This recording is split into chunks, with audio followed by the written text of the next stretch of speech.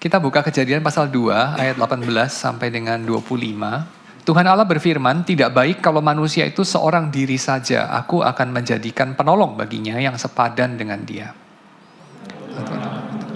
Segala binatang hutan dan segala burung di udara, dibawanya lah semuanya pada manusia itu untuk melihat bagaimana ia menamainya. Dan seperti nama yang diberikan manusia itu kepada tiap-tiap makhluk yang hidup, demikianlah nanti nama makhluk itu. Manusia itu memberi nama kepada segala ternak, kepada burung-burung di udara, dan kepada segala binatang hutan. Tetapi baginya sendiri ia tidak menjumpai penolong yang sepadan dengan dia. Tuhan Allah membuat manusia itu tidur nyenyak. Ketika ia tidur, Tuhan Allah mengambil salah satu rusuk daripadanya, lalu menutup tempat itu dengan daging. Dan dari rusuk yang diambil Tuhan Allah dari manusia itu, dibangunnyalah seorang perempuan, lalu dibawanya kepada manusia itu.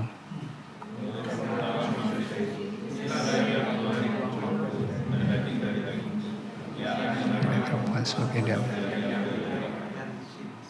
Sebab itu seorang laki-laki akan meninggalkan ayahnya dan ibunya dan bersatu dengan istrinya, sehingga keduanya menjadi satu daging.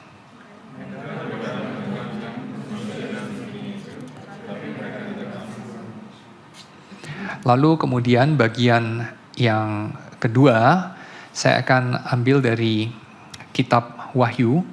Jadi kalau yang pertama itu adalah dari kitab pertama ya, yang bagian kedua ini dari kitab yang terakhir. Wahyu pasal yang ke-22, ayat yang ke-17, kita baca sama-sama. Roh dan pengantin perempuan itu berkata, marilah. Dan barang siapa yang mendengarnya, hendaklah ia berkata, marilah. Dan barang siapa yang haus, hendaklah ia datang. Dan barang siapa yang mau, hendaklah ia mengambil air kehidupan dengan cuma-cuma. Oke, jadi kita melihat kisah yang pertama ya, dari penciptaan. Kisah penciptaan kan ada dua dalam kitab Kejadian. Kisah penciptaan yang lebih tua itu ditulis dalam Kejadian 2. Kisah penciptaan yang lebih muda 500 tahun ditulis dalam Kejadian 1. Dan tadi kita membaca kisah penciptaan yang lebih tua ya. Bicara mengenai manusia, dia katakan manusia itu dikisahkan sama Tuhan, diciptakan sendiri ya. Tuhan itu menciptakan Adam dari debu tanah. Dan Tuhan melihat keadaan itu sebagai sesuatu yang tidak baik. Jadi manusia itu tidak baik seorang diri. Kita mungkin bisa iseng nanya, sudah tahu nggak baik, kenapa dibikin begitu? Kenapa nggak langsung bikin sepasang gitu ya? Kenapa Tuhan itu kok seperti Victor Frankenstein yang baru nyadar kemudian setelah jadi itu monsternya, lalu monsternya minta ya, kok semua ini ada pasangannya saya enggak gitu ya. Kamu baca kan novel bikinan Mary Shelley waktu dia masih umur 19 itu ya. Baca enggak? Judulnya Frankenstein, itu Mary Shelley yang bikin waktu usianya masih 19 ya. Tapi tahu dong ya Frankenstein ya. Nah itu nama seorang dokter ya, Victor Frankenstein. Nah dia itu bikin monsternya itu cowok ya. Lalu kemudian monsternya baru menyadari kok dia nggak punya pasangan gitu. Lalu dia menuntut untuk dibikinkan pasangan ya. Nah Tuhan itu kok seperti si dokter Victor Frankenstein itu ya. Kok dia bikinnya separuh-separuh gitu. Harus disadarkan dari keadaan ciptaannya baru kemudian dia menyadari tidak baik gitu. Ya tentu saja kita tidak ada waktu untuk menjelaskan ya mengenai hal ini. Tapi kira-kira beginilah ceritanya. Tuhan melihat ada kebutuhan, ya, lalu kemudian dia memenuhi kebutuhan itu dengan dia menciptakan terlebih dahulu kesadaran akan kebutuhan itu dalam diri manusianya. Jadi setelah Tuhan mengatakan tidak baik manusia itu seorang diri, dia tidak langsung menciptakan juga ya Hawa dari rusuk Adam, tidak. Jadi pertama Tuhan tidak menciptakan manusia itu langsung tanpa kebutuhan, dengan kata lain langsung sepasang. Kedua, dia tidak langsung menciptakan Hawa sebelum manusia itu menyadari kebutuhannya. Jadi dia menciptakan Hawa, memenuhi kebutuhan manusia itu akan pasangan setelah manusia itu tahu akan kebutuhannya. Jadi memiliki kebutuhan itu dan mengetahui itu kebutuhan itu baru kemudian diberikan kemungkinan untuk memenuhi kebutuhan itu. Yaitu kebutuhan akan company, ya, kebutuhan akan kebersamaan. Nah, lalu kemudian kisah ini berlanjut dengan apa? Ada yang tahu kejadian 2 berlanjut dengan apa? Jawabannya simple, kejadian 3 ya. Sudah 2 ya 3 ya. Dan kejadian 3 berkisah mengenai apa? Kejatuhan manusia. Kejadian 3 itu berkisah mengenai bagaimana manusia itu ditipu oleh ular sehingga apa? Sehingga dia melihat bahwa apa yang dilarang oleh Tuhan sebagai penyebab kematian, dia tidak percaya itu sebagai penyebab kematian. Tapi dia percaya itu sebagai cara Tuhan menyembunyikan sesuatu bentuk kehidupan yang lebih tinggi, yang lebih mulia, yang lebih mendalam, yang lebih memuaskan. Yaitu menjadi sama seperti Tuhan. Bentuk kehidupan yang lebih penuh, yang lebih hidup. Tuhan sembunyikan. Gak tahu kenapa. Kemungkinan alasannya gak bagus gitu ya. Untung saja ada ular ini yang menyatakan kepada saya. Rahasia besar itu bahwa ternyata Tuhan menyembunyikan. Yang bikin hidup lebih hidup. Yang bikin hidup lebih nikmat, yang bikin hidup itu lebih memuaskan. Lalu kemudian dia memakan pohon yang dilarang oleh Tuhan, yang Tuhan bilang kamu makan, kamu mati. Lalu dia makan dan dia mendapati dirinya mati enggak? Enggak mati. Oleh sebab yang dia tidak tahu. Yang dia pikir sebabnya adalah Tuhan berbohong. Kenapa dia tidak mati ya? Pasti Tuhan berbohong. Tapi kita tahu bahwa Tuhan tidak berbohong kan? Tapi kenapa dia tidak mati? Sebab Tuhan bermurah hati, tidak segera melakukan hukuman itu. Tapi ceritanya berlanjut dengan apa sih setelah dia memakan buah yang dilarang oleh Tuhan untuk dia makan? Matanya terbuka bahwa mereka keduanya telanjang. Dan telanjang ini sesuatu yang sudah pernah dibahas sebelumnya dalam Kejadian pasal 2. Telanjang itu mengakibatkan apa kalau dalam Kejadian pasal 2? Telanjang itu tidak mengakibatkan apa-apa. Ya, itu jawabannya. Jadi telanjang itu menghasilkan atau tidak menghasilkan lebih tepatnya rasa malu. Mereka keduanya telanjang, manusia dan istrinya itu, tetapi mereka tidak merasa malu. Ya. Dan itu kontras dengan Kejadian pasal 3 setelah mereka memakan buah pengetahuan yang baik dan yang jahat itu. Mereka bukan mendapati kehidupan lebih penuh. Mereka bukan mendapati kehidupan lebih menyenangkan. Mereka bukan mendapati kehidupan itu lebih hidup. Tapi mereka mendapati kehidupan diwarnai oleh ketakutan. Diwarnai oleh rasa bersalah. Dan diwarnai dengan ini satu sama lain. Rasa malu. Kita bisa melihat dalam Kejadian pasal yang kedua. Ya, mulai dari ayat yang ke-7. Maka terbukalah mata mereka berdua dan mereka tahu bahwa mereka telanjang. Tidak dikatakan lalu mereka jadi telanjang padahal tadinya pakai baju waktu makan buah itu cering bajunya hilang gitu ya, bukan. Tapi mereka jadi tahu. Jadi perbedaannya bukan dari tidak telanjang menjadi telanjang, tapi dari tidak tahu jadi tahu. Jadi itu rupanya khasiat yang mereka rasakan bukan menjadi tahu baik dan jahat saja, tetapi menjadi tahu bahwa mereka telanjang. Lalu mereka menutupi ketelanjangan mereka dengan daun pohon ara ya. Mereka membuat cawat. Lalu ketika Allah bertanya kepada mereka. Apa yang mereka katakan? Ayat yang ke-10. Ketika aku mendengar bahwa engkau ada dalam taman ini, aku menjadi takut.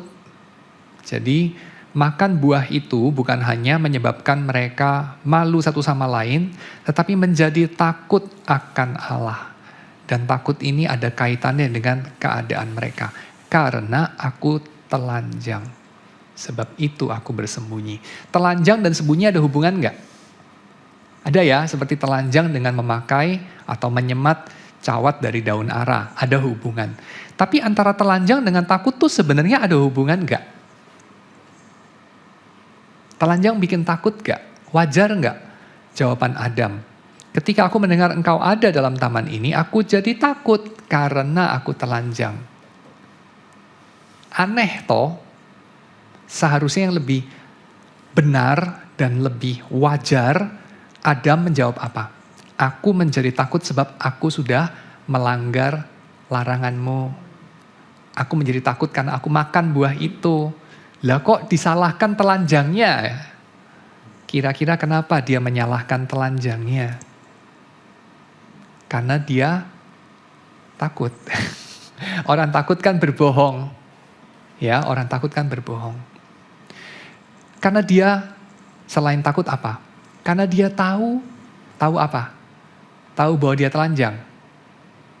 Menyebabkan dia takut. Sebenarnya tidak. Tahu bahwa dia salah. Rasa bersalah menyebabkan takut. Rasa telanjang bukan menyebabkan takut seharusnya, menyebabkan malu. Tapi malu di sini muncul gak sih? Ada kata malu gak di sini? Dalam percakapan Adam dengan Hawa, dengan dirinya sendiri, dalam perkataan narator, atau dalam dialog antara Adam dengan Tuhan. Ada istilah malu apa tidak? Tidak ya. Interestingly, omitted dari kisah ini. Lalu Tuhan melanjutkan firman-Nya, siapakah yang memberitahu kepadamu bahwa engkau telanjang? Ini tentu Tuhan tidak tanyakan karena dia tidak tahu ya. Seperti tadi Tuhan tidak tanya, Adam kamu di mana? Karena dia tidak tahu ya, Tuhan pasti tahu. Tapi dia tanya supaya manusia tahu. Demikian manusia tidak tahu mengapa engkau menjadi takut, mengapa engkau menjadi menjadi merasa bersalah sehingga bersembunyi karena telanjang, ya. Dia tidak tahu. Tetapi Tuhan ingin memberitahu dia, membuat dia tahu lewat pertanyaan ini. Siapa yang memberitahu engkau? Lalu Tuhan mengajukan kandidat ya, hipotesisnya. Benar nggak nih? Apakah engkau makan dari buah pohon yang kularang engkau makan? Jadi Tuhan hinting untuk dia mengakuinya. Lu makan ya buahnya ya. Kalau lu nggak makan, kalau lu nggak melanggar perintah gue, bagaimana engkau sekarang berada dalam posisimu? Dipenuhi ketakutan, dipenuhi perasaan bersalah, dan itu membuat kamu tidak bisa menerima dan merasa vulnerable terhadap keadaanmu sebagaimana diciptakan. Karena Adam dan Hawa diciptakan telanjang, betul tidak? Adam dan Hawa tidak diciptakan pakai baju ya. Jadi itu nggak seperti Galaxy tablet atau Huawei tablet yang dari pabrik udah dikasih jaket ya, enggak. Tapi mereka waktu keluar dari pabrik itu PCB-nya aja gitu ya. Enggak ada covernya gitu ya. Nah itu. Vulnerable. Dan itu enggak apa-apa. Vulnerable itu enggak apa-apa. Enggak punya dua muka, enggak punya dua kulit. Yang di dalam sama dengan yang di luar. Yang di dalam terlihat dari luar, itu tidak memalukan. Ketelanjangan itu tidak memalukan, tidak menakutkan, tidak membuat menjadi merasa bersalah. Tetapi dalam keadaan setelah mereka makan buah itu, setelah mereka melanggar perintah Tuhan, hal itu menjadi problem. Dilihat, dimengerti, dikenali menjadi problem. Padahal itu adalah kebutuhan kita. Kita itu kepingin diketahui loh. Kita tuh kepengen dikenali. Kita tuh kepengen, nah ini sedikit menyinggung soal ketelanjangan. Kita tuh kepengen sesuatu yang memalukan dalam diri kita diketahui orang lain. Tetapi kita tidak kepingin diketahui orang lain juga. Wah ini menarik ya.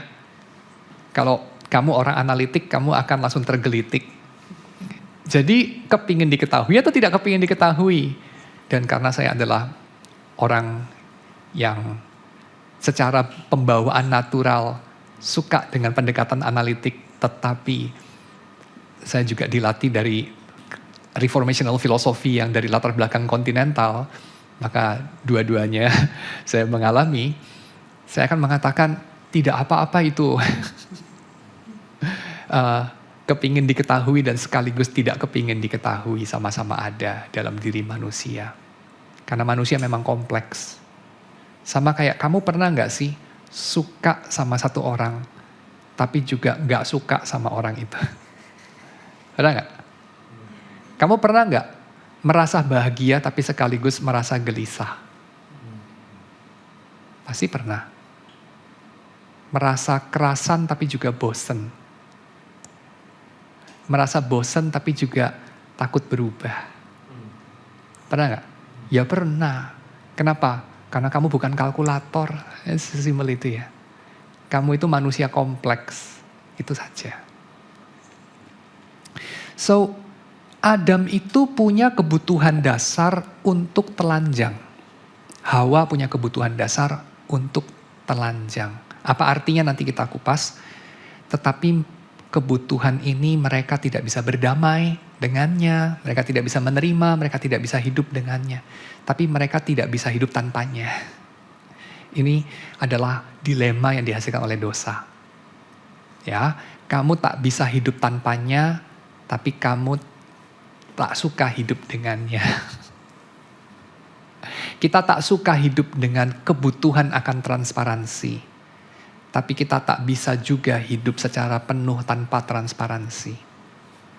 Kita tuh ingin telanjang, tetapi diterima. Itu intinya. Kita ingin dilihat, diketahui secara mendalam. Tapi kita itu penuh dengan kecemasan. Apa kecemasan kita? Ditolak, kan begitu saja. Telanjang itu tentu saja yang dimaksudkan dalam kisah ini tidak memakai baju. Tetapi tidak memakai baju itu ya sangat luar ya, sangat permukaan, sangat dangkal. Dan juga quite gampang dilakukan. Walaupun gak terlalu gampang dilakukan, tapi gampang juga dilakukan sebetulnya. Tidak memakai baju itu ya beberapa kebudayaan bahkan secara alamiah tidak memakai baju ya. Orang-orang di Amazon ya, orang-orang di Papua, yang di gunung-gunung itu mereka tidak pakai baju secara alamiah, bawaan begitu ya secara kultural. Atau orang-orang dari negara Skandinavia, mereka punya kebiasaan untuk sauna itu nggak pakai baju, ya juga orang-orang di Jepang dan konotasinya bukan seksual, biasa saja itu, ya jadi tidak pakai baju itu dalam satu ruangan itu biasa saja, tidak harus konotasinya seksual, sekedar kebiasaan buat mereka, ya. Jadi saya akan mengatakan telanjang itu secara fisik tidak terlalu sulit, tapi secara psikis, secara spiritual bagaimana? Saya kira itu sulit, karena kalau dari pengamatan saya, orang-orang yang terbiasa dilihat badannya oleh orang lain, mungkin belum senyaman itu juga untuk dilihat hatinya oleh orang yang sama. Dengan kata lain, kalau telanjang kita artikan secara fisik, ya suami dan istri itu kan melakukannya. Mereka saling melihat, telanjang satu sama lain. Tetapi apakah mereka membiarkan pasangannya melihat hati mereka? Saya kira bukankah ini sesuatu yang butuh proses lebih panjang, betul tidak? Telanjang secara hati itu lebih butuh proses ketimbang telanjang secara fisik. Secara fisik itu quite gampang.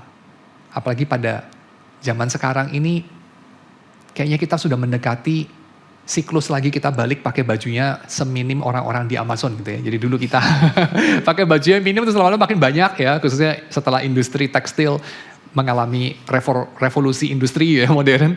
Kita makin pakai bajunya banyak terus pelan-pelan makin pakai bajunya sedikit lagi gitu. Kira-kira gitu. Nanti siklusnya makin banyak lagi gitu ya. Jadi menurut saya itu relatif aja pakai baju itu ya. Telanjang atau tidak telanjang itu saya kira relatif aja. Itu saya tidak condemn maupun saya tidak praise. Tapi saya mau mengatakan realitas yang lebih penting diamati itu telanjang secara spiritual. Membiarkan orang lain melihat seakurat-akuratnya tanpa tedeng aling-aling. Ini lebih susah. Karena ini juga lebih memalukan. Betul enggak? Badanmu dilihat orang lain itu agak memalukan sih. Khususnya kalau tidak membanggakan badannya ya. Kalau membanggakan kita suka kadang-kadang pengen pamer juga. Kalau six pack kita pengen pamer kan gitu. Kayaknya rugi banget ya orang nggak lihat gitu. Jadi kita pamer. Maka cowok-cowok pakai baju agak ketat-ketat gitu ya. Dia nggak tahu aja.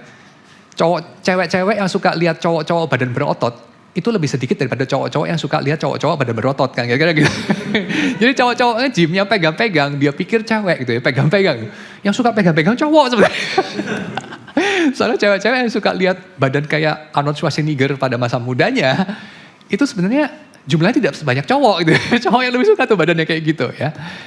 Tapi anyway, saya mau bilang apa? Saya mau bilang bahwa ya kerinduan dan keberanian untuk badannya dilihat itu sih lebih gampang terpuaskan, lebih mudah terpuaskan. Tapi kerinduan dan keberanian untuk memperlihatkan jiwa, hati, itu lebih susah. Lebih susah. Kita bersembunyi di balik lapisan-lapisan yang sudah dilatihkan oleh orang tua kita, teman-teman kita, trauma-trauma kita, kultur, sopan santun, dan seterusnya. Kita ini pakai baju lapis-lapis lebih banyak dari bawang bombay. Baju kita ini berlapis-lapis. Lapisan baju rohani kita khususnya ya. Kalau baju jasmani kita sih dalam suasana tropis biasanya cuma selapis ya. Tapi secara rohani baju kita berlapis-lapis. Kita tidak membiarkan orang lain melihat diri kita, motif-motif kita, ketakutan-ketakutan kita. Dan segala yang kita nggak bangga itu tadi loh. Kalau yang kita bangga sih kita pengen orang lain lihat, seluruh dunia lihat, silakan nih lihat nih biceps gue gitu ya. Walaupun juga nggak sememukau apa kan gitu ya. Tapi yang tidak membanggakan untuk dilihat. Misalnya lihat nih perut gue family pack bukan six pack. Kan kita tidak suka orang lain melihat kan begitu ya, kita tutup-tutupin. Demikian dengan keadaan hati dan jiwa kita. Yang tidak membanggakan kita nggak kasih lihat orang lain. So, saya kira ini kisah yang archetypal ya. Jadi kisah yang mewakili banyak kisah-kisah yang lain yang kita alami. Kisah yang ditulis sama penulis Kejadian pasal 3 ini. Dan juga Kejadian pasal 2 ya yang melatar belakanginya. Yaitu kita itu diciptakan dengan kerinduan untuk bersekutu sedalam-dalamnya. Tetapi ketidaktaatan kita kepada Tuhan, keadaan kita tertipu oleh iblis sehingga kita mencurigai motif-motif Tuhan dan mengatakan tidak kepada Tuhan. Hal itu menghalangi kita untuk menggenapkan, untuk sampai kepada tujuan akhir yang membuat hidup ini menjadi berarti. Yaitu diketahui dan mengetahui satu sama lain. Ya, mengetahui secara mendalam, mendengarkan secara mendalam, melihat secara mendalam, dan membiarkan orang lain melihat dan mendengarkan dan mengetahui diri kita secara mendalam. Saya kira bukankah itu kebutuhan yang ada pada diri kita yang paling mendasar, yang seringkali bahkan tidak dipenuhi di dalam kehidupan pernikahan. Sedihnya, ya, pasangan itu seringkali kita dapati, ya, membuka tubuh lebih gampang dari membuka jiwa, toh. Ya. Tetapi panggilan Kristiani kita bagaimana kan kita sudah sangat jelas, yaitu apa? Yaitu kita saling mengasihi dan dalam hal ini saling membuka diri. Ya, saling membuka diri untuk dilihat, dikenal, didengarkan, diketahui secara mendalam. Saya bukan mengatakan supaya kita itu membuka diri sembarangan saja, seperti orang yang telanjang sembarangan saja ya. Seperti kalau secara fisik ini analoginya itu kan seperti di pantai-pantai nudis ya, atau nggak tahu ya. Jadi mereka yang membuka diri sembarangan saja. Saya kira itu kan tidak bagus ya, secara fisik tidak bagus. Bagaimana dengan secara rohani? Tidak bagus juga. Betul tidak ya? Jadi saya kira secara fisik tidak bagus, secara rohani tidak bagus. Yang secara rohani itu bagaimana? Kalau secara fisik kita tahu ya, membuka pakaian secara sembarangan itu seperti apa kan kita tahu. Tetapi kalau membuka topeng-topeng, baju-baju rohani kita ini ya, secara sembarangan saja itu seperti apa? Itu seperti ini. Kita sharing sembarangan saja kepada orang yang tidak punya relasi mendalam dengan kita. Yaitu saya kira mirip seperti hubungan one night stand orang katakan ya, semacam itu ya, mengikuti istilah yang sering dipakai orang pada tahun 2000-an awal saya kira. Ya, mungkin sekarang udah agak jarang terdengar ya one night stand, tapi kamu tahu lah maksud saya ya. Kalau nggak tahu bisa googling aja. Kita mungkin tergoda untuk melakukan hal semacam one night stand begitu secara rohani dengan orang asing. Orang yang duduk di sebelah kita di pesawat terbang, kita curcol-curcol kan gitu kan. Dan seterusnya. Itu menandai apa? Menandai kebutuhan kita untuk dilihat yang bisa terjerumus ke dalam yang kita bisa katakan padanannya secara fisik itu adalah eksibisionisme ya. Jadi kayak orang yang memamer-mamerkan ketelanjangannya kepada siapa saja gitu ya di depan umum ya. Atau pasangannya, pasangan dari exhibitionism, saudara tahu apa? Voyeurism ya, voyeurism. Orang yang suka apa itu? Mengintip ya, mengintip. Nah ini mengintip ini kan gak harus mengintip orang mandi ya. Juga bisa mengintip gerak-gerik karyawan misalnya gitu ya. Memata-matai, menguping pembicaraan orang lain ya. Orang yang suka memata-matai bisa tidak suka dimata-matai, betul tidak? Ya. Dan ini sesuatu yang saya kira ada padanannya secara rohani. Apa itu? Voyeur secara rohani tidak mengintip orang mandi ya, tapi mereka haus akan gosip. Haus akan gosip. Mereka suka mencari tahu kehidupan orang lain. Makanan yang nikmat, makanan yang segar dan membangkitkan selera itu berita-berita yang seringkali berita-berita yang apa? Orang tukang gosip itu suka berita-berita apa? Suka berita ini enggak misalnya? Jang, udah dengar belum? Si Gavin tuh menang kompetisi. Menang kompetisi piano di Vienna loh. Dia itu terpilih jadi pianis nomor 1 itu ya. Sekarang Lang-Lang itu bukan nomor 1, Gavin nomor 1. Udah dengar belum Jeng? Oh ya gitu ya. Terus kemudian disebarkan. Ya enggak lah. Orang tidak menyebarluaskan dan haus akan kebanggaan orang lain. Akan kemuliaan orang lain. Ya enggak. Mereka haus akan hal yang memalukan dari diri orang lain. Ya tidak. Mereka predatori terhadap itu. Mereka giras banget, kepingin banget mengganyang berita-berita itu. Untuk mengkonfirmasi apa? Saya kira ini seperti dikatakan Gore Vidal. Gore Vidal seorang novelis Amerika, kalau salah ya, novelis, penulis. Dia mengatakan ketika kabar bahwa kawan saya sukses sampai kepada saya, ada sesuatu dalam diri saya mati sedikit. Kawanmu yang kamu kenal, dia itu sekarang pengusaha sukses punya franchise 2000 misalnya gitu ya. Duitnya mungkin 20 triliun. Wah, ada sesuatu yang mati sedikit dalam dirimu. Atau kawanmu menikah atau apapun gitu ya. Ada sesuatu yang mati dalam dirimu sedikit. Nah kira-kira begitu. Nah itu kata Gore Vidal. Nah itu pasangan daripada apa? Pasangan daripada fenomena orang itu suka gosip. Dan gosip yang disukai selalu bukan yang sip bagi orang lain, tapi selalu kecelakaan bagi orang lain. Karena setiap kita itu punya itu loh, Schadenfreude. Ya, kesenangan bahwa orang lain itu mengalami kecelakaan. Saya senang itu, orang lain mengalami kecelakaan.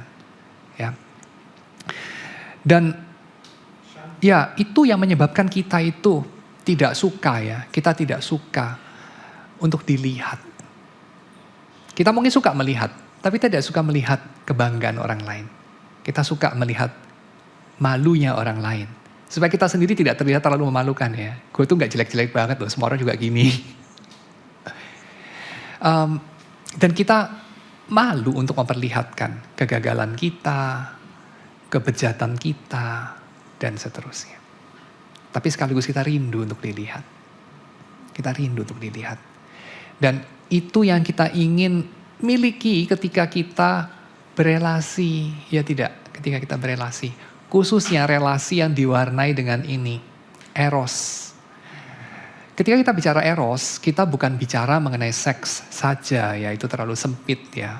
Ketika kita bicara mengenai eros dalam paradigma Yunani kuno ya. Plato misalnya. Kita bicara mengenai kerinduan untuk bersatu, khususnya dengan yang berbeda dengan kita. Dan khususnya dengan yang lebih tinggi dari kita. Saya mendapati ada beberapa syair lagu ya, saya ambil yang dari bahasa Indonesia karena ini mungkin yang agak jarang kita dengar. Kalau dari bahasa Inggris mungkin kita lebih sering dengar ya. Yang membicarakan mengenai Eros ini, ya, tanpa menyebutkan nama Eros. Ditulis sama Ismail Marzuki. Kalau mau googling, itu judulnya Rindu Lukisan. Di salah satu bagian dia mengatakan, mengapa membisu 1000 bahasa? Mungkinkah bulan merindukan kumbang, dapatkah kumbang mencapai rembulan? Ini ngomongin apa sih Ismail Marzuki ini? Bulan itu mungkin gak sih merindukan kumbang? Dan kumbang mungkin gak sih terbang sampai ke bulan? Itu tuh ngomongin apa? Itu ngomongin si kumbang yang merindukan sesuatu yang tidak mungkin merindukan dia. Ya tidak. School of Life ya, Alain de Botton, itu pernah bikin satu episode kecil mengenai mengapa orang-orang yang tidak available itu charming. Ya. Orang-orang yang hard to get, yang susah didapat, yang jual mahal, itu punya daya pikat. Makanya kalau kamu pengen punya daya pikat, tingkatkan kualitas dirimu dan jangan jual obral. Jual mahal sedikit gitu ya, jangan kasih diskon. Ya. Makin gak dikasih diskon, makin kamu bisa jual mahal, kira-kira gitu ya. Kalau udah dikasih diskon, mereka minta diskon lagi. So, kenapa? Kenapa orang-orang yang unavailable, yang kayaknya susah digapai, kayak rembulan itu ya, memikat. Ya karena itulah manusia, kata Plato. Itulah manusia. Eros itu pada dasarnya itu. Kita rindu bersatu dengan yang lebih tinggi dari kita. Yang tak mungkin kita bersatu dengannya. Dan ini dalam wahyu umum ya saya kira ya. Ini dalam pengertian kita mengenai wahyu umum. Itu adalah Plato mengenali apa yang menjadi keadaan hidup manusia setelah kejatuhan. Yaitu kita itu rindu bersatu dengan Tuhan yang kita itu tidak mungkin bersatu dengannya. Dalam keadaan kita yang sekarang. Bahkan kita tidak mungkin bersatu dengan sesama kita. Tanpa menjadi terluka. Nah itu. Jadi mungkinkah kumbang mencapai rembulan yang tidak merindukan dia sama sekali itu. Tapi jangan malu untuk mengakuinya. Ya, dia bilang, usah kau malu karena asmara, rindu katakan rindu. Wow, gila. Orang zaman dulu itu ya, kayaknya bikin syair dalam bahasa Indonesia lebih bagus dari orang zaman sekarang. Jadi, akuilah rindumu itu. Kenapa? Karena itu adalah dirimu, itu bagian dirimu. Ya, karena kamu manusia saja, akui saja, tidak apa-apa. Usah kau malu karena asmara. Ya. Oke. Kita tinggalkan Ismail Marzuki. Jadi kita kembali ke sini. Kita rindu untuk dilihat dan melihat, tetapi kita tahu melihat dan dilihat secara mendalam beresiko ditolak. Beresiko kita dipersalahkan, dipermalukan, dan itu satu resiko yang kita begitu merasa itu mahal banget sehingga kita menciptakan berlapis-lapis baju untuk memastikan orang lain melihat citra diri kita yang salah. Ya. Coba saya tanya di sini, saudara jawab dalam hati, nggak usah jawab saya. Jawablah bagi dirimu sendiri. Siapa di sini yang seneng kalau disangka punya satu kualitas yang sebetulnya kamu nggak punya? Dan kedua, siapa di sini yang merasa untung saja orang lain itu tidak mengetahui sesuatu yang kamu punya, yang sebetulnya kamu malu kamu punya itu.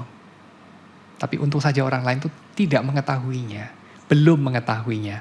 Atau mengetahui sesuatu yang salah, yang tidak sememalukan itu. Untung aja gak ketahuan bahwa gue itu lebih bego daripada mereka tahu gue bego, kira-kira gitu.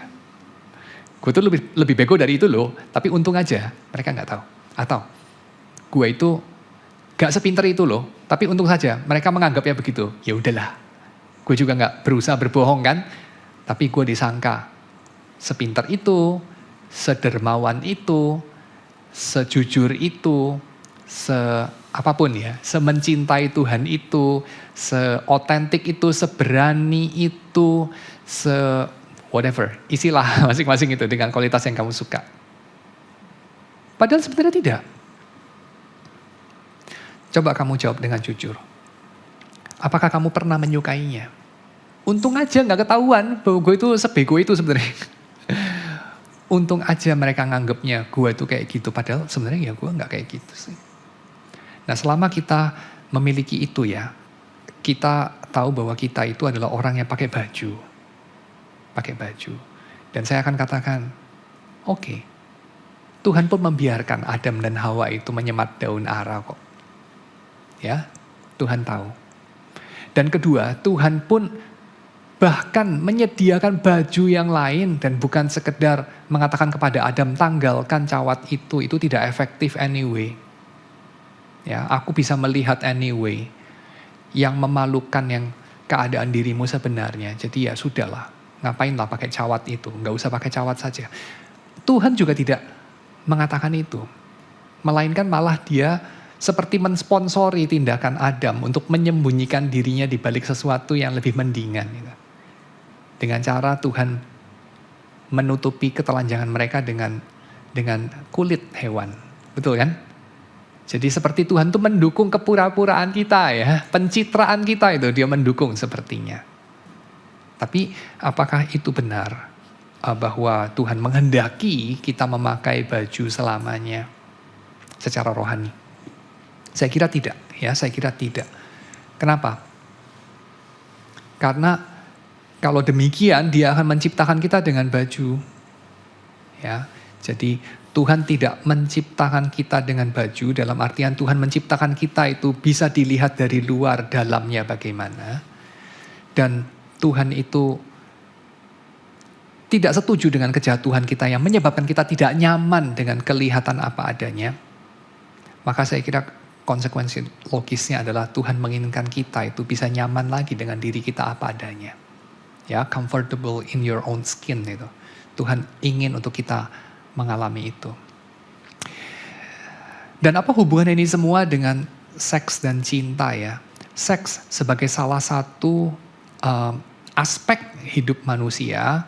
Saya tentu ini tidak do justice dengan keluasan dari istilah ini ya, karena seks bisa mengacu kepada apakah jenis kelaminnya itu laki-laki atau perempuan. Seks bisa mengacu juga kepada aspek-aspek yang berbeda dari laki-laki dan perempuan. Seks juga bisa mengacu kepada tindakan atau aktivitas-aktivitas manusia tertentu yang bisa dipakai Tuhan untuk menghadirkan manusia lain, yaitu aktivitas reproduktif. Saya tentu tidak do justice dengan keluasan istilah ini, tapi saya cuma ingin membahas sisi yang satu slices aja yang kecil ya, yaitu apa? Yaitu seks sebagai suatu keadaan manusia itu tertarik kepada yang bukan dirinya. Dalam hal ini jenis kelamin yang berbeda ya.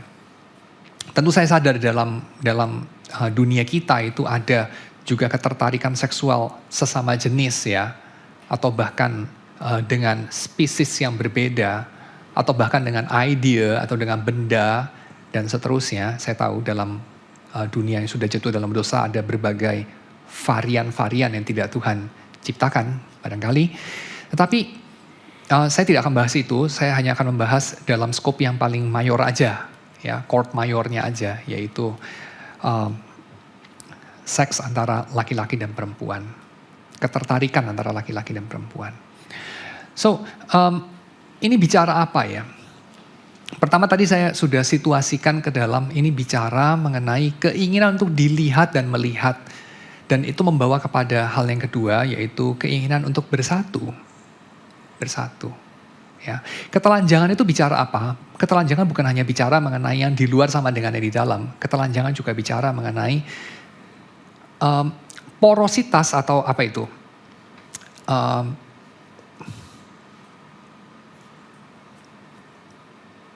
Permeabilitas ya. Saudara akrabkan dengan istilah ini, permeabilitas. Itu dibahaskan di SMA Permeability, maksudnya kayak kamu tahu kan ada selaput yang permeable, semi permeable. Tahu lah ya, kayak dinding sel itu kan. Jadi kayak apa ya? Ya kamu ngerti lah ya. Kamu ngerti lah. Permeable itu maksudnya kayak ada sesuatu yang dari luar bisa masuk ke dalam gitu lah. Dari dalam bisa masuk ke luar. And dia tetap ada lapisan itu. Hah?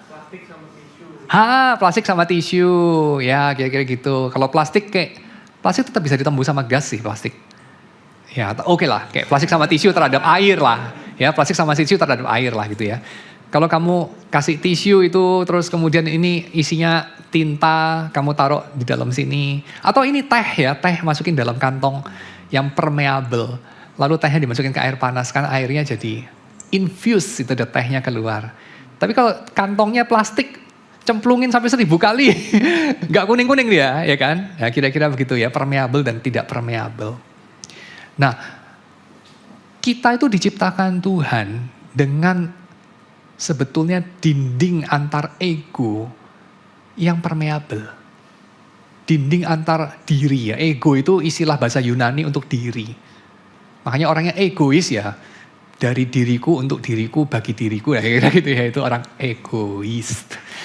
Maka ya itu ego itu soalnya artinya adalah diri. Si saya itu ego ya. Nah dinding saya itu tuh porous ya, permeable dia. Kayak dindingnya teh celup gitu. Dinding diri kita itu. Makanya kita mempengaruhi orang lain mempengaruhi kita. Ya. Dan ini sesuatu yang kenyataan hidup saja, bisa menguntungkan, bisa merugikan, bisa menyenangkan, bisa tidak menyenangkan, kan itu. Kita bisa tidak mau hal ini terjadi, kita tidak suka dinding kita itu kayak teh celup. Kalau kita merasa lingkungan kita itu air kotor, teh saya kan jadi kotor, diri saya jadi kotor, kan begitu ya. Kita dipengaruhi orang lain. Kita mau dinding kita itu plastik. Jadi kayak sepatu bagus, lagi musim hujan, kita masukin dalam sepatu jelek yang tidak permeable. Jadi apa itu? Bisa beli di Tokopedia kan, kayak kantong plastik untuk nyarungin sepatu itu loh. Terus pakai karet di situ, jas hujan sepatu itu ya, kira-kira gitu ya. Kan bisa begitu. Jadi supaya lumpur-lumpur di luar tidak mengotori sepatu kita. Kan itu. Tapi kalau kita terus-menerus dalam dinding yang tidak permeable itu, kita merasa hidup ini tidak komplit ya. Kita merasa hidup ini tidak hidup.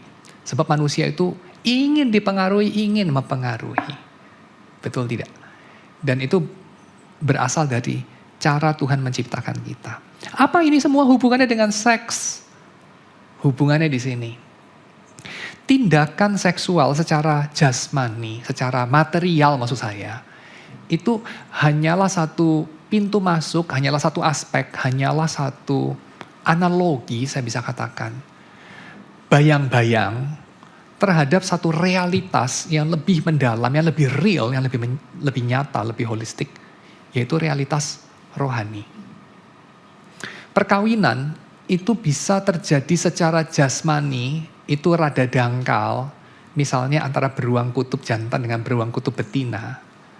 Hanya terjadi untuk reproduksi, sudah gitu bye-bye, mereka gak pernah ketemu lagi karena kutub utara tuh gede banget gitu ya. Maka tidak ada itu keterjalinan dua ego itu secara rohani, secara mendalam. Ya, dan tragisnya manusia kadang-kadang mempraktekkan itu. Nah ini tragis menurut saya. Kenapa?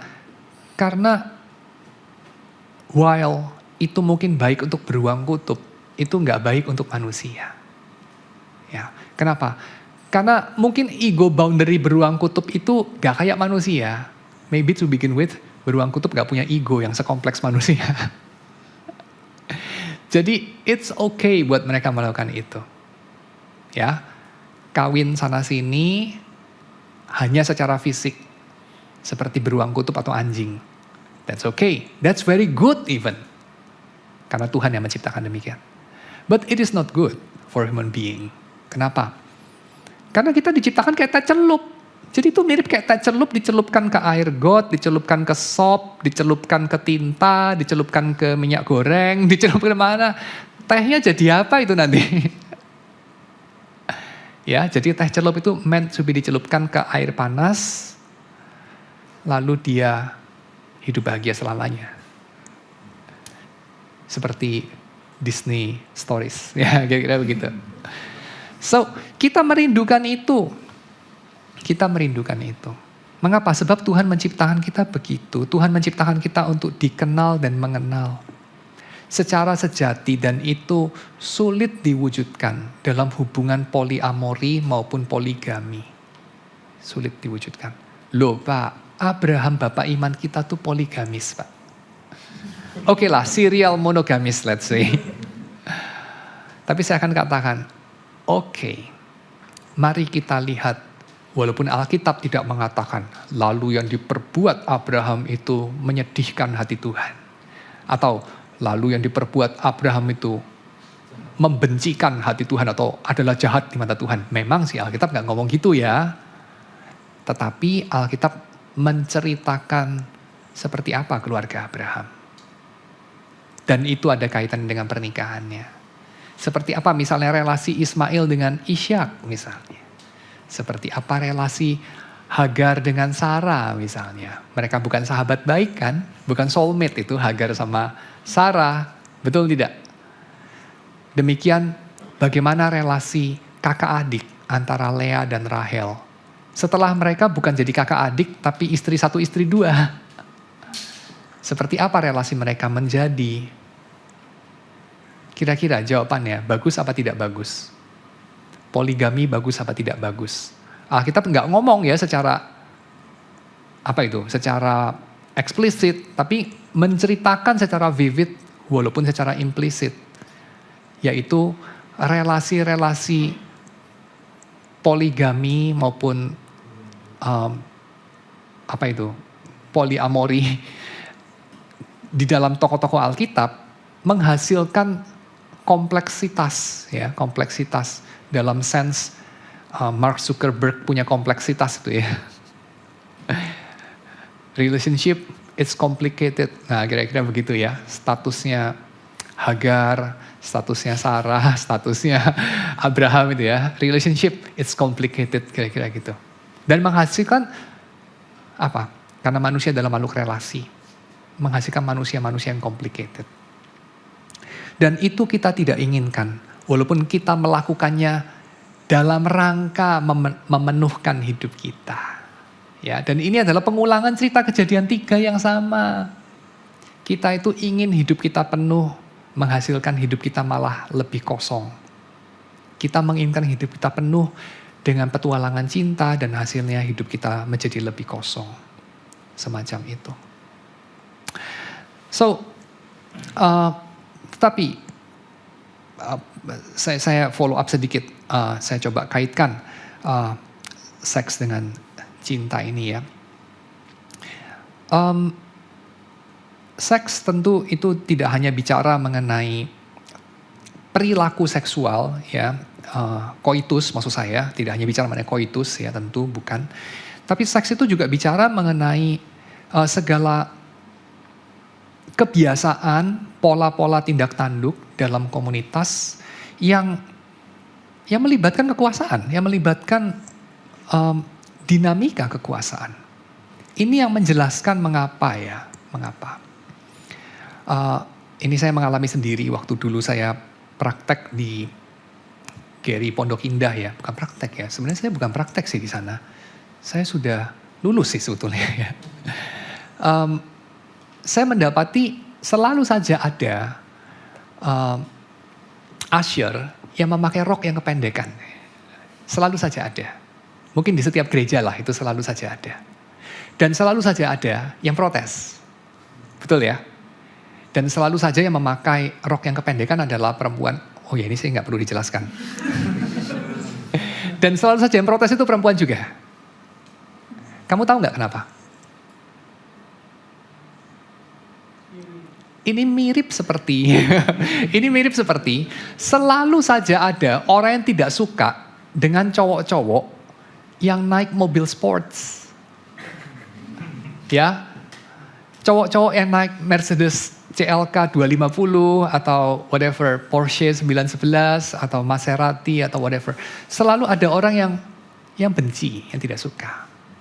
Apalagi menaikinya ke tempat-tempat di mana rumah-rumahnya sepertinya jarang yang pakai mobil itu.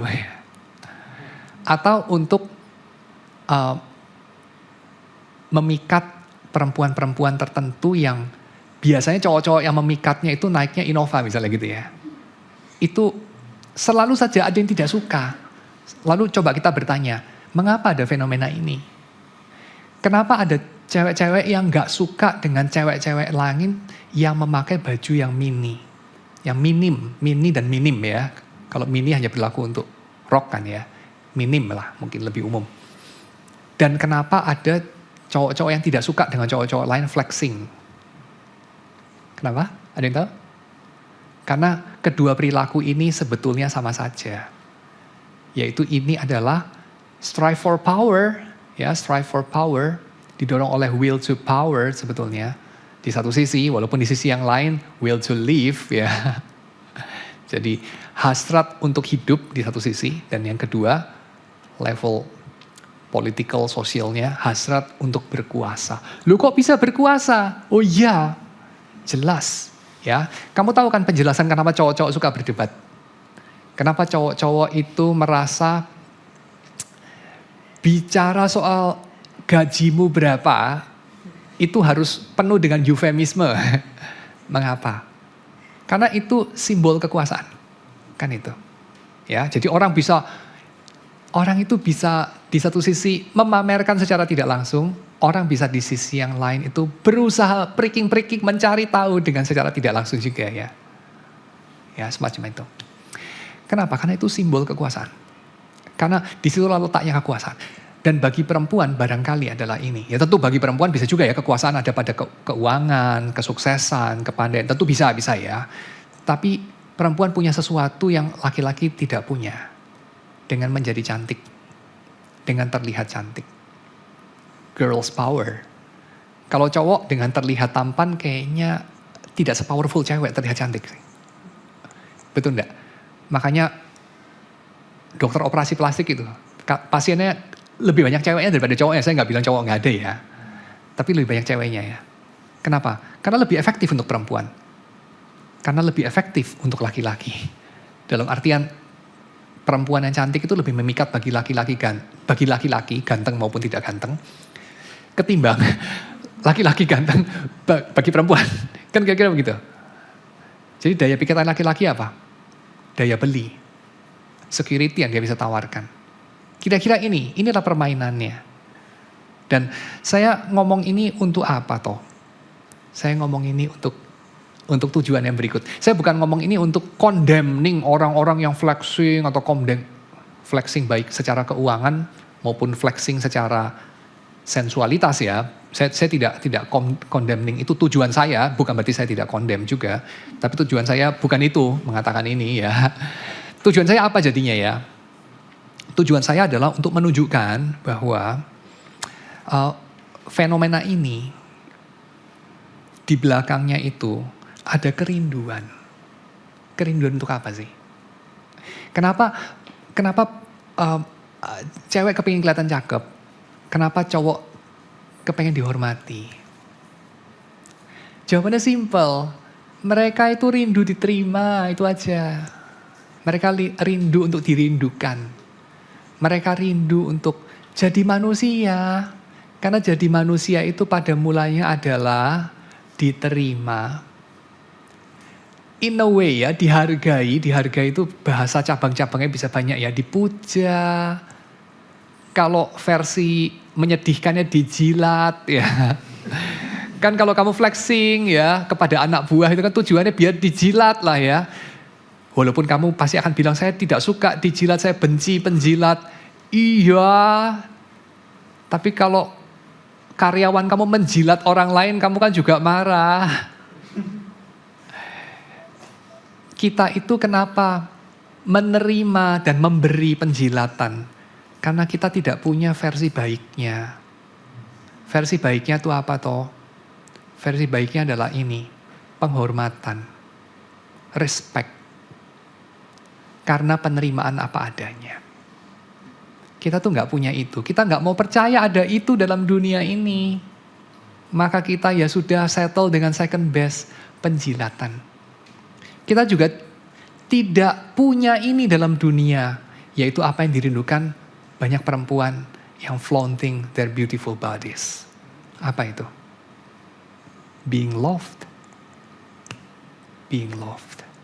Ya, dikasihi, diinginkan. Kamu tahu nggak pergulatan dari cewek-cewek jelek itu apa? Ada yang tahu pergulatan cewek-cewek jelek? Atau cowok-cowok jelek ya? Agak-agak jarang ya. Cowok-cowok miskin lah mungkin saya bisa bilang gitu ya. Apa? Tidak diinginkan. Ya, tidak diinginkan. Being undesirable. Gak ada yang suka sama kamu, gak ada yang mau sama kamu. Kamu tuh tidak diinginkan. Itu menyakitkan loh. Karena itu hinting-hinting bahwa mendingan lu mati aja. Kenapa lu lahir sih dalam dunia ini? You're unwanted. Ya. Kamu mungkin tahu atau bisa turun sedikit lebih primal. Ada orang yang tahu bahwa dulu waktu dia masih dalam kandungan itu ibunya ingin menggugurkan dia. Seperti apa perasaannya? Kalau kamu tahu mamamu tuh pengen gugurin kamu sebenarnya. Karena anaknya udah kebanyakan gitu. Kamu anak nomor 11 gitu. You are unwanted gitu. Kira-kira kamu merasa apa? Nah itulah. Ya. Nah, maka di belakang semua itu ya, di belakang kenapa orang bisa menjual Maserati, kenapa orang bisa berjualan Victoria's Secret ya? Jawabannya karena manusia adalah manusia, itu jawabannya. Karena manusia itu ingin diterima, dikasihi, diinginkan, dihormati, sebab dia adalah gambaran rupa Allah. Dan kita kehilangan itu, maka kita settle for the second best. Second bestnya apa? Second bestnya ini sebenarnya bad sih, bukan good even. Second bestnya adalah ini, menjadi object of lust. Lust ini bisa dua macam ya, bisa tiga, setidaknya dua lah. Yaitu lust, kayak cewek-cewek yang dilihat dengan mata penuh birahi oleh laki-laki ya, itu kan dirayakan dalam berbagai syair lagu itu ya. Mata lelaki dulu siapa nyanyi, Niki Astria atau siapalah itu ya. Tahu lah ya. Itu satu. Atau kedua, orang bisa lustful for your wallet gitu kan, kalau cowok ya. Ya kan? Ya kalau sekarang sih enggak lah ya. Karena saya lihat agak jarang cowok pakai dompet lagi sekarang ya. Karena semuanya dompet digital gitu kan. Jadi orang itu lustful after your wealth gitu. Dan itu sesuatu yang second best yang sebetulnya bad. Karena apa? Karena kita tahu hubungannya transaksional. Dan itu epitomnya saya kira seperti diangkat oleh William Willimon. Satu ketika dia itu mengangkat satu anekdot dari sebuah wawancara yang dilakukan oleh seorang wartawan terhadap seorang perempuan terkenal bernama Melania. Wartawan ini bertanya, Melania, kalau Donald itu nggak kaya, kamu mau sama dia? Saya nggak usah sebut nama keluarganya lah ya. Kalau Donald nggak kaya, kamu memangnya mau sama dia? Udah tua, gendut, orangnya kayak gitu dan segala macam ya. Lu mau sama dia? Kamu tahu Melania itu nggak bodoh-bodoh banget loh.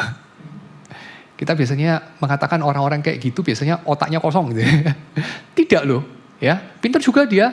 Tahu nggak dia bilang apa? Wartawan. Kalau dia empok Betawi bilangnya gitu ya. Wartawan. Kalau gue nggak cakep, lu kira Donald mau sama gue? Sih?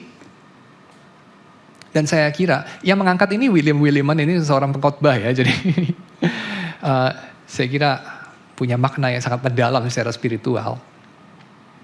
Itu speak volumes itu. Yaitu apa? Kita tuh settle for the second best, yaitu kita diinginkan bukan karena diri kita. Kita diinginkan karena apa yang orang lain ingin dari diri kita.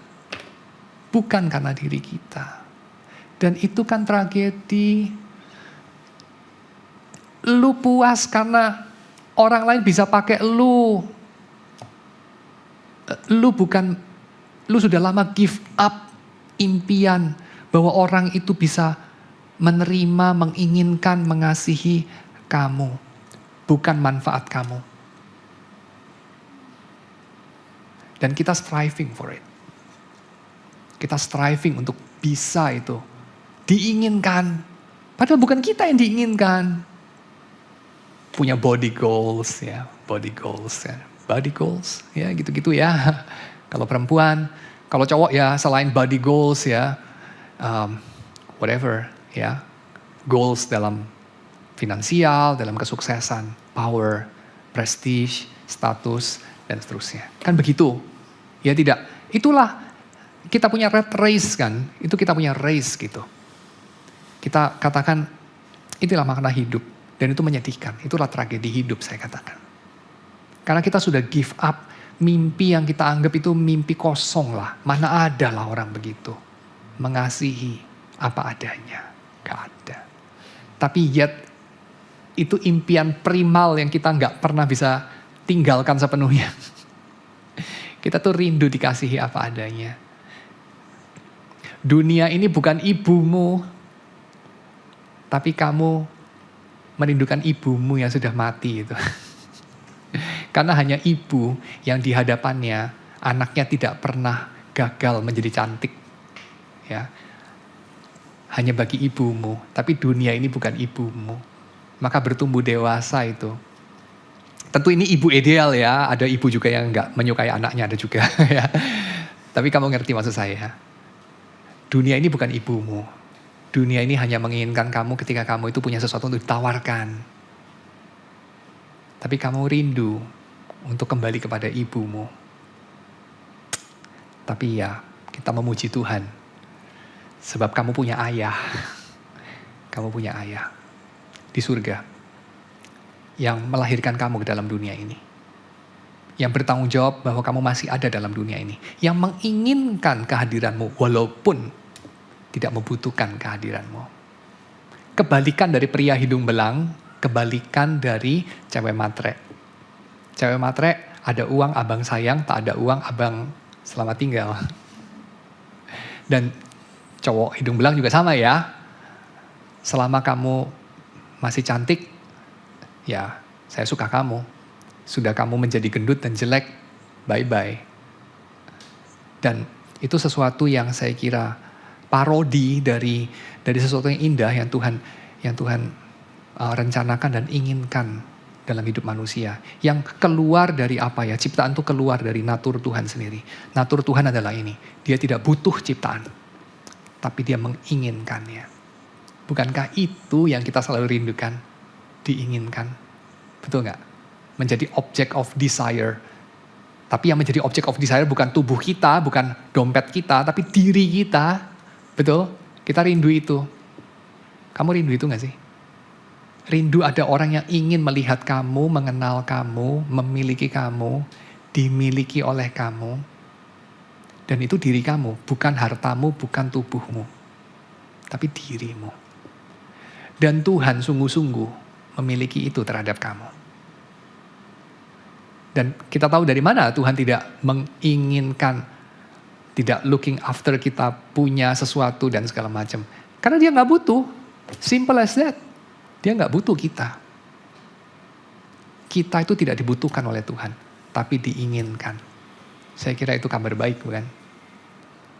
Dan kita sebagai orang yang sudah mengalami itu kita bisa membagikannya satu sama lain. Kita punya modal untuk merayakannya. Dan gereja adalah oasis di tengah padang pasir. Di mana orang banyak merindukan air. Tapi mereka itu membuang-buang air. Gitu ya. Merindukan air tapi mereka lari dari oasis itu.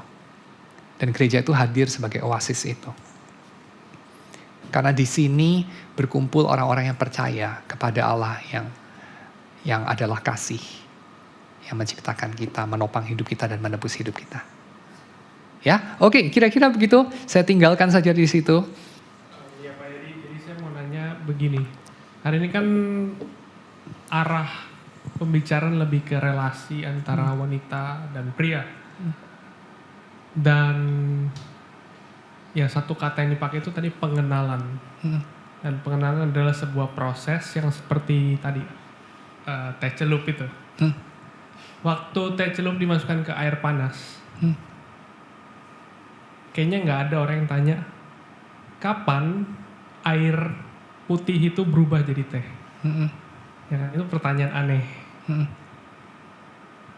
Tetapi di dalam relasi manusia, kita nanya kapan air putih itu berubah jadi teh. Dalam arti status.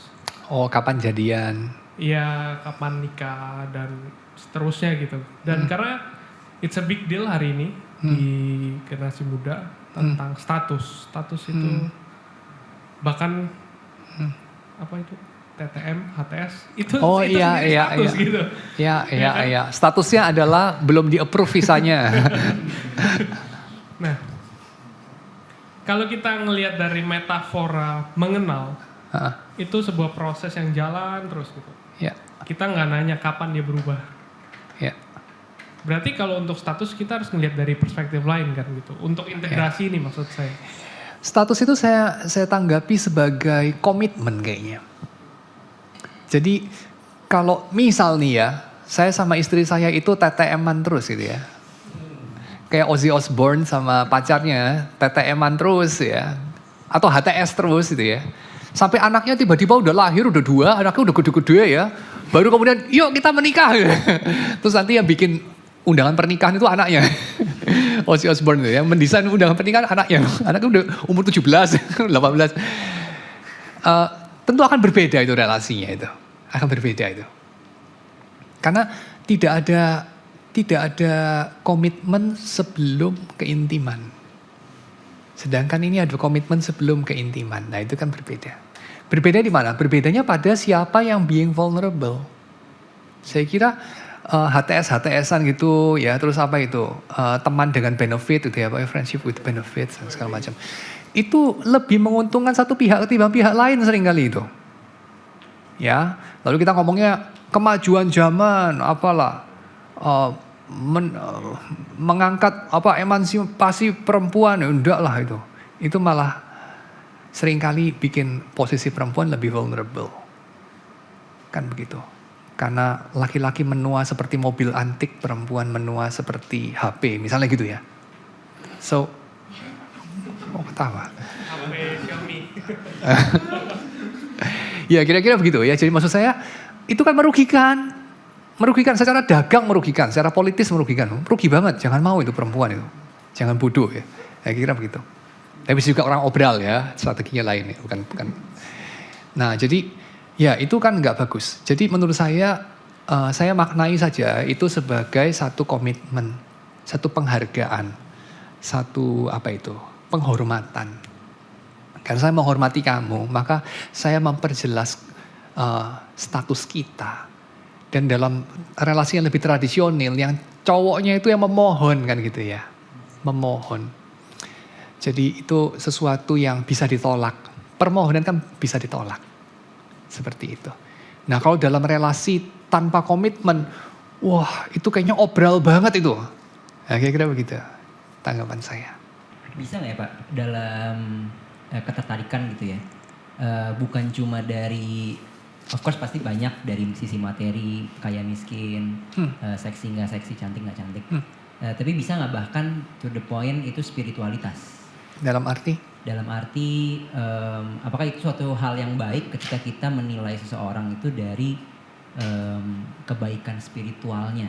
Whether dia itu lebih rajin berdoa, atau atau kayak misalnya mungkin sudah selesai dengan dosa-dosa lama gitu.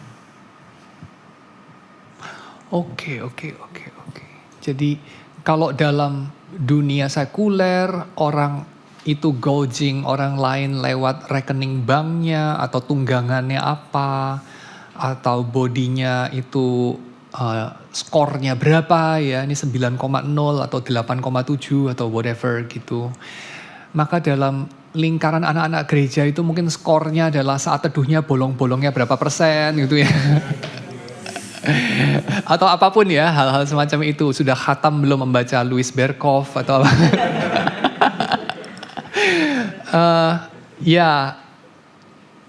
Kita bisa mendirikan konstruksi artificial yang seperti itu juga memang. Dan itu menurut saya tidak kalah duniawi sih.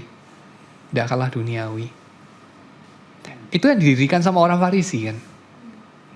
Ya, mereka menjaga hari-hari tertentu, mereka menjaga ritual tertentu, mencuci tangan. Mereka mutlakkan sebagai sesuatu yang sebagai sesuatu yang ya mereka mendasarkan penerimaan harga diri mereka dari situ. So saya kira itu juga bukan hal yang rohani-rohani banget. Ya. Semacam itu. Itu manusia, bukan manusiawi, apa itu duniawi itu, duniawi. Duniawi juga.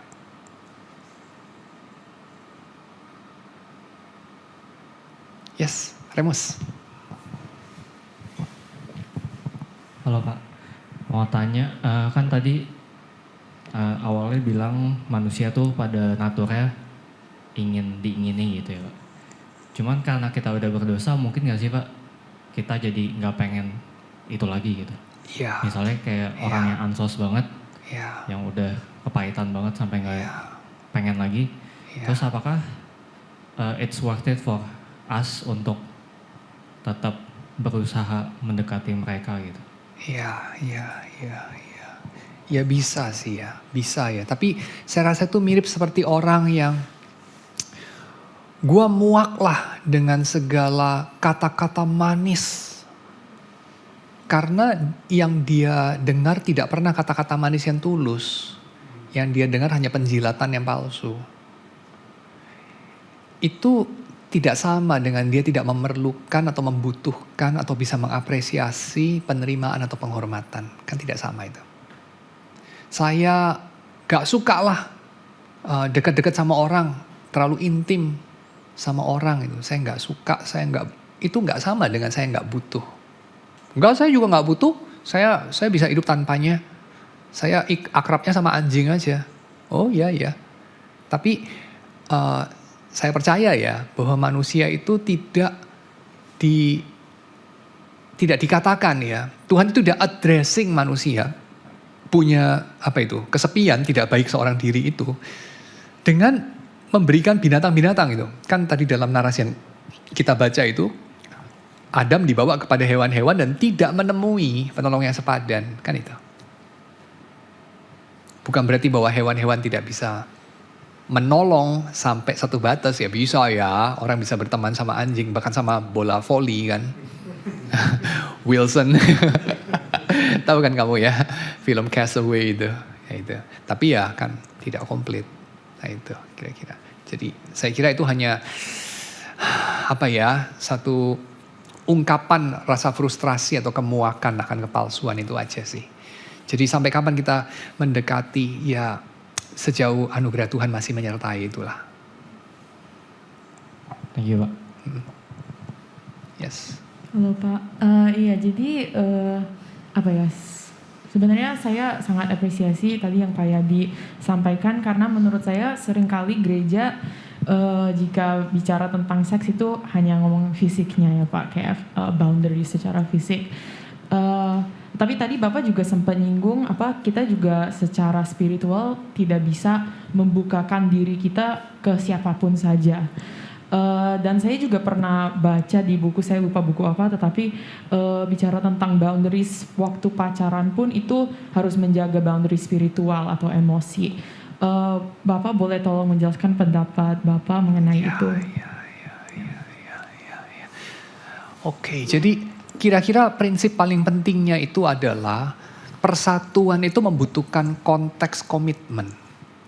Jadi keintiman itu tidak boleh maju lebih daripada komitmen yang sudah diambil. Jadi kayak harus komitmen mendahului keintiman. Nah ini keintiman ini mau jasmani mau rohani itu sama aja gitu. Ya jadi maksudnya kayak Kalau kamu melewati itu, kamu balik itu, jadi intim dulu baru komitmen, yang terjadi adalah vulnerability, yang terjadi adalah eksploitasi atau potensi eksploitasi. Yang terjadi adalah manipulasi, yang terjadi itu nanti ketidakseimbangan kekuasaan, abuse. Ya, nggak cuma secara fisik ya, tapi juga bisa secara rohani gitu. Jadi contohnya begini, kalau orang selalu perlu ada keseimbangan gitu. Maksudnya kayak kamu membuka diri sejak orang membuka diri. Ya kira mungkin begitu. Tapi kamu membuka diri itu juga perlu kamu kenal kepada siapa kamu membuka diri. Kalau kamu kenal dia itu masih baru ya membuka dirinya ya sedikit. Kalau sudah lama dan memang dia bisa dipercaya ya lebih banyak itu. Kalau kamu membuka diri kepada siapa saja yang kamu tidak kenal, wah itu resikonya belakangan gitu. Orang bisa memanfaatkan kamu punya, nah ini saya pinjam analogi ya, dari dunia fisik, explicit images, explicit seringkali ya, secara fisik ya, tapi ini kan tidak cuma secara fisik, yang lebih serius secara rohani gitu ya. Insight dia mengenai diri kamu yang sebenarnya, yang sangat memalukan misalnya, atau sangat menakutkan, atau sangat whatever ya, menimbulkan perasaan bersalah, kan dia bisa manfaatkan. Untuk apa? Untuk menguasai, kan itu aja. Untuk menguasai. Ada beberapa orang itu bisa sangat menguasai orang lain tuh. Kenapa? Karena sangat mengenal orang itu. Kamu tahu kenapa perkelahian antar suami istri? Kayak The War of the Roses itu kan, itu film zaman dulu itu ya. Film tahun 80-an apa 90-an, War of the Roses. Siapa yang main itu? Saya kok lupa. Michael Douglas ya, sama siapa itu? Saya lupa. Yang berantem suami istri loh. Saya nggak mau spoiler lah. Tapi endingnya itu, waduh, saya spoiler jadi. Tapi intinya nggak bagus lah. Itu perkelahian suami istri itu yang paling kejam itu biasanya. Paling kejam. Kenapa paling kejam? Karena paling tahu. Kalau orang asing di tepi jalan, gimana bikin kamu pengen bunuh diri itu gimana? Ya gak bisa, mau dia gak tahu kamu. Kan gitu. Walaupun ya secara random bisa ya, makanya kan ada artis Korea, dibully satu Korea terus bunuh diri ya, ada juga begitu ya. Karena ya 2 juta manusia ya, yang panahnya terus masuk dalam hati ya, pasti ada chancesnya kan gitu ya. Tapi kalau yang membuli kamu, yang mengatakan kata-kata yang kejam kepada kamu itu orang yang kenal kamu, luar dalam. Wow, luar biasa, dia tahu caranya kan gitu. Jadi ya tentu saja kita perlu tidak bodoh ya, kita perlu untuk berhikmat. Saya mau nanya sih tadi yang apa? Komitmen mendahului keintiman. Mendahului. Bagusnya komitmen dulu ya. Komitmen dulu. Itu termasuk dalam hal komunikasi berarti. Berarti ada pertemanan, persahabatan, atau bahkan pacaran atau masuk ke arah pernikahan, komunikasi itu perlu kita batasin gitu. Ya, jadi intinya begini, kita jangan mengumbar sesuatu yang kita itu vulnerable banget, karena itu memalukan bagi kita, menakutkan bagi kita, menimbulkan perasaan bersalah bagi kita. Yang sangat kepada orang yang kita tidak kenal, prinsipnya itu. Bahkan termasuk kayak misalnya kalau udah masuk ke standar kayak pacaran gitu kan, komunikasinya udah lebih dalam ya. Harusnya. Ya kan? Ya. Banyak kasus kan yang kayak udah pacaran ke arah serius, ya. Tiba-tiba mereka putus. Yes. Nah itu kan banyak rahasia komunikasi yang potensi untuk bisa diumbar. Gitu. Oh ya. Pembicaraan baiknya seperti apa ya? Ya, pacaran itu kan nggak sama dengan pernikahan. Pernikahan bubar itu tragedi ya. Pacaran bubar itu kesedihan lah, kira-kira gitu. Tapi nggak sampai tragis gimana sih pacaran bubar. Tapi cuman PDKT terus nggak jadi, itu ya sedihnya kan juga kurang lagi ya. Maksudnya nggak sesedih itu gitu. Nah maka saya kira ya tentu kamu perlu untuk mengatur ekspektasi lah ya kira gitu. Jadi ya kalau cuma PDKT ya ekspektasinya itu ya just diterima, kalau ditolak ya enggak apa-apa gitu. Kalau pacaran ekspektasinya sampai bisa menikah. Kalau Kalau nggak bisa ya kamu harus maklum lah ya. Memang lebih baik tidak jadi nikah daripada maksa nikah keliru kan gitu. Dan kalau sudah nikah ya harus berkomitmen seumur hidup. Tapi ya dalam hidup ini kan shit happen lah ya. Jadi ya kalau sampai bercerai itu ya what can you do? Karena diceraikan itu kan tidak bisa dicegah ya. Bagaimana bisa dicegah? Diceraikan kan begitu. Ya bisa dicegah sih, menjadi suami yang baik, menjadi istri yang baik, bisa ya, bisa. Tapi kamu nggak bisa memastikan toh. Dalam arti kalau orangnya sudah tidak mau ya tidak bisa gitu. Habis gimana lagi ya? Saya punya seorang kawan yang bercerai, lalu dia ngotot dia tidak mau diceraikan. Lalu dia cerita ke saya, tapi hakimnya bilang ke saya, ya kalau istrinya sudah tidak mau ya susah biasanya. Ya memang susah, memang nggak bisa dipaksa kan begitu kan ya. Jadi ya, what can you do? Tapi ya itu semoga nggak terjadi, gitu aja sih. Jadi sesuaikan ekspektasi aja dengan komitmen itu. Tapi jangan takut mengambil komitmen, sebab takut mengambil komitmen itu sama dengan takut berinvestasi ya. Kamu juga nggak akan dapat apa-apa gitu. Ya, walaupun kalau dalam relasi jangan pakai prinsip high risk high gain, jangan ya.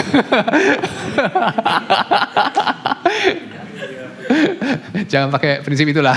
Itu untuk investasi finansial oke lah. Kalau relasi jangan. Saya mau tanya dua, Pak Yadi. Yang pertama, kita tahu bahwa kita kalau mengharapkan pasangan yang, ini ngomongin konteks romantic relationship ya. Kalau kita mengharapin seseorang yang sempurna banget, kayaknya itu sesuatu yang mustahil. Karena pertama orang yang nggak ada, yang kedua kita juga nggak sempurna. Kalaupun ada orangnya nggak mau sama kita. Tapi of course, menerima orang terlalu apa adanya, seperti Tuhan menerima kita, of course itu bisa jadi sebuah kebodohan juga. Dalam arti gini, ya udah gue terima banget lu dengan semua kekurangan lu atas nama cinta or whatever. Tapi pertanyaan adalah gimana kita put it into a balance. Gue nggak bodoh menerima lu atas nama cinta dan sisanya ya tenang aja lah, lihat aja nanti. Tapi juga bukan yang seidealis itu yang membuat kita menahan diri untuk belajar menerima orang lain. Oke, itu satu ya. Yang kedua adalah gini, kita tahu di setiap gereja, I think something yang very common banget untuk tekanin bahwa lu harus lihat orang itu dari dalamnya. Maksudnya karakternya, kualitas rohaniannya, of course bukan Inner beauty like that ya. Karena itulah yang permanen, bahwa kecantikan fisik adalah sesuatu yang memudar dan lain sebagainya. Of course we all know that. Tapi terutama untuk laki-laki ya, itu something yang gak mudah banget untuk dijalanin.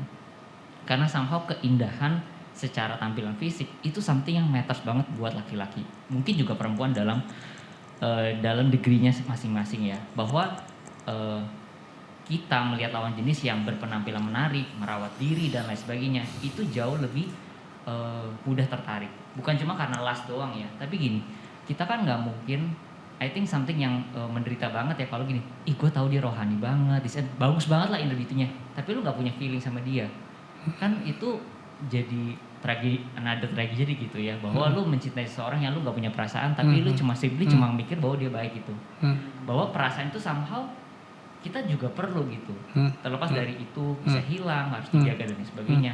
Perasaan itulah yang membuat kita tuh mau untuk berjuang. Tapi itu seringkali muncul karena apa yang kita lihat dari luar dulu. So somehow itu punya bagian juga yang gak tentu dosa, tapi juga menentukan. Sehingga kalau lu cek banget dengan penampilan, this and that, ya sorry to say, don't expect too much. Orang bisa ngeliat inner lu banget sampai dia bisa menerima dan berkomitmen sama lu gitu. Oke.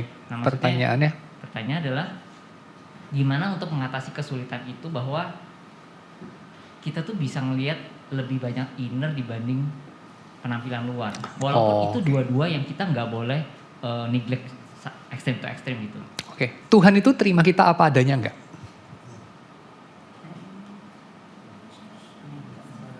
Iya. Iya dong. Ya dong. Kasih itu menerima apa adanya atau ada apanya? Apa adanya. Kalau transaksi menerima karena ada apanya. Kalau kasih itu menerima karena apa adanya. Ya, itu mau ikut saya? Yuk kita lantunkan sama-sama mantra ini. Kalau kasih menerima kita apa adanya. Atau orang lain apa adanya ya. Kalau transaksi itu kita terima karena ada apanya ya. Oke, itu jelas ya bedanya ya. Tapi kemudian Tuhan itu membiarkan kita sebagaimana adanya. Atau Tuhan itu mengubah kita menjadi versi diri kita yang lebih baik. Mengubah. Tuhan itu mengubah kita menjadi versi diri kita yang lebih baik. Tapi ketika kita lambat berubah, ketika kita gagal berubah, apakah cintanya Tuhan berkurang apa tidak berkurang? Tidak. Yakin lo gak berkurang. Jangan lu kepengen cinta Tuhan gak berkurang. Sebenarnya dia berkurang. Enggak ya, fear not.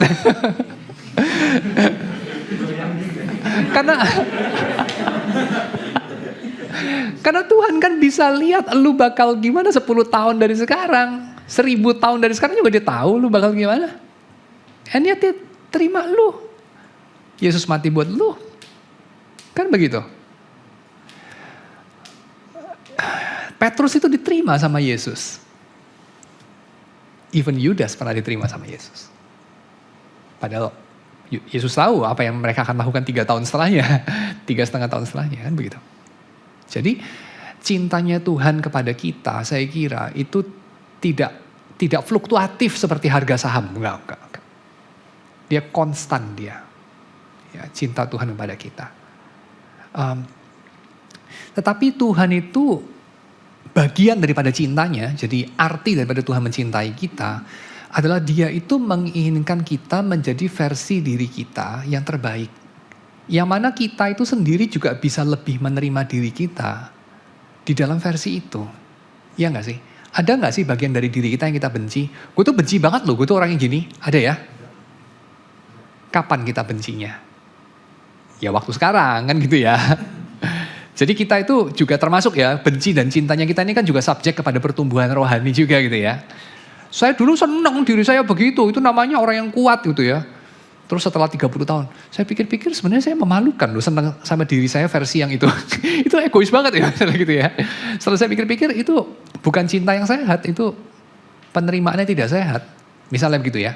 Jadi ketika kita mengatakan, saya itu mencintai pasangan saya apa adanya. Bukan karena dia ada apanya gitu. Lalu kemudian kita katakan, tapi saya tidak membiarkan dia terus-terusan begitu, saya kepengen dia jadi orang yang lebih baik. Oke, lebih baik itu kayak apa sih? Ya yang begini. Soalnya idealisme saya kayak begini. Oke, itu idealisme lo tahun 2024. Kau tahun 2042 gimana? Karena diri lu juga bukan versi terbaik lo. Sehingga idealisme lu juga bukan yang paling ideal. Betul nggak? Idealisme itu tidak sama dengan ideal murni. Karena idealisme itu selalu idealisme kita. Dan idealisme kita selalu idealisme kita sekarang. Bukan 10 tahun ke depan, 30 tahun ke depan. Kan itu. Maka ketika kita katakan, kita yang tidak bisa mengharapkan orang lain itu ideal. Iya loh, idealmu juga tidak ideal. Selain daripada dirimu juga tidak ideal banget gitu ya. Lu kok ngarepnya kayak gitu. Misalnya begitu. Tapi saya tambahkan yang ketiga itu tadi. Ya. So, in that light. Jadi, ya kita itu mengasihi orang lain dengan menerima apa adanya. Dan kita dasarkan kasih kita itu setidak bersyarat itu. Tapi kasih itu menginginkan yang terbaik. Itu definisi kasih. Kasih itu menginginkan yang terbaik datang kepada orang yang kita kasihi, objek dari kasih kita. Itu toh. Dan yang terbaik itu apa? Yang terbaik itu salah satunya adalah diri dia berubah menjadi versi diri dia yang lebih baik. Kan itu aja.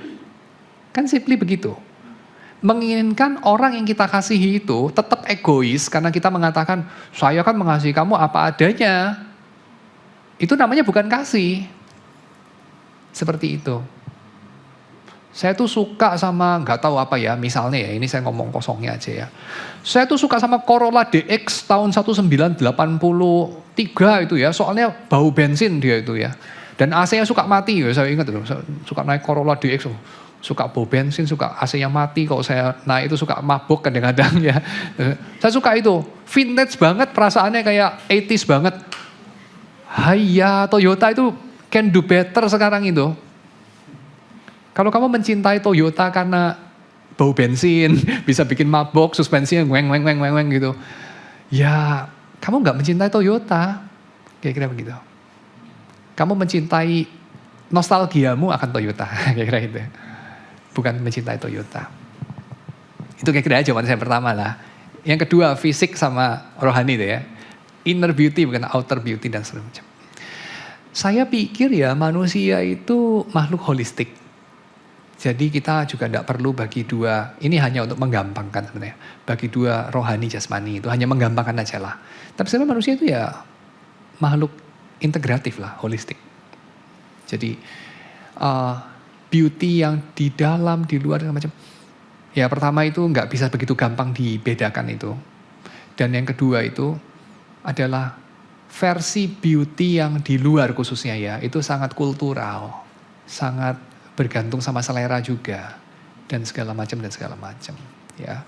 Jadi yang bagi seseorang cantik bagi orang lain mungkin tidak, dan sebaliknya itu. Walaupun juga berlaku juga ya, seperti kata teman saya, kecantikan itu relatif tapi kejelekan itu absolut atau universal. Nah ini juga mungkin ada benernya juga ya. Tapi poin saya itu ya, inner beauty itu seringkali ya terpancar lah dalam eksteriornya. Seperti itu. Walaupun eksteriornya itu bisa menipu. Karena eksteriornya lebih gampang. Ya eksterior itu lebih gampang. Jadi lebih bisa menipu. Sama kayak apa ya.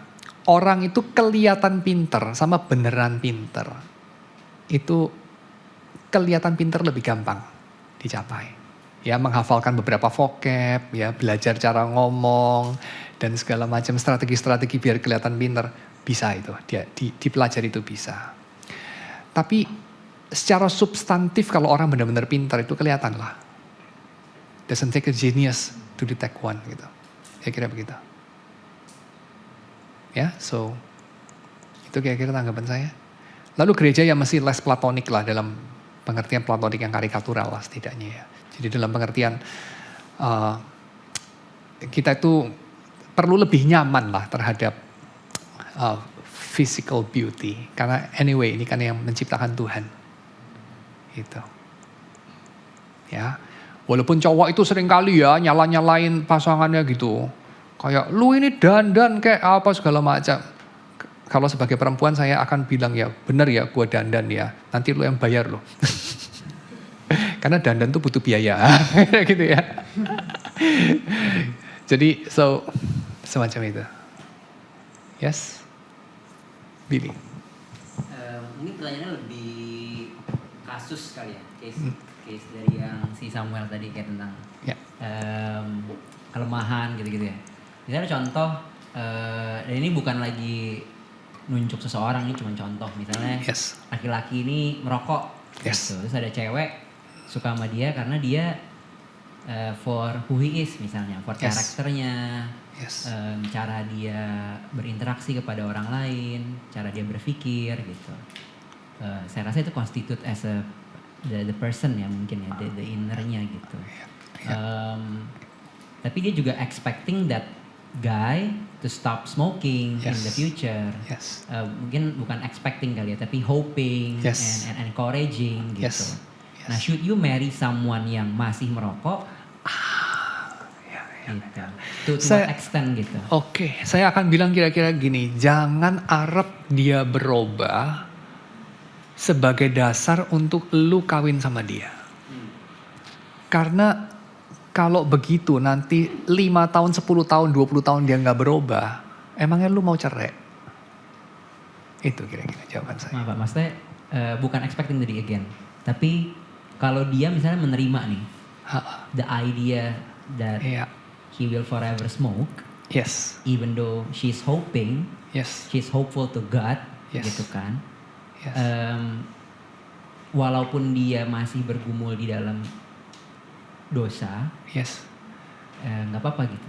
Suppose smoking is sin ya. Iya. Maksudnya dan semua dosa lain, berbohong, nggak cuman merokok gitu, Yeah. makan donat berlebihan. Iya. Betul itu betul. Iya. Gitu. Jadi kayak saya agak bingung kayak titik mana kayak oke, gue apakah itu comes naturally kayak oke, nggak apa-apa kalau lu merokok atau kayak nggak apa-apa kalau lu minum Coca-Cola tiap hari. Gitu kayak Saya akan kira-kira bilang begini. Gua nggak akan ceraiin lu minum Coca-Cola 10 botol sehari. Tapi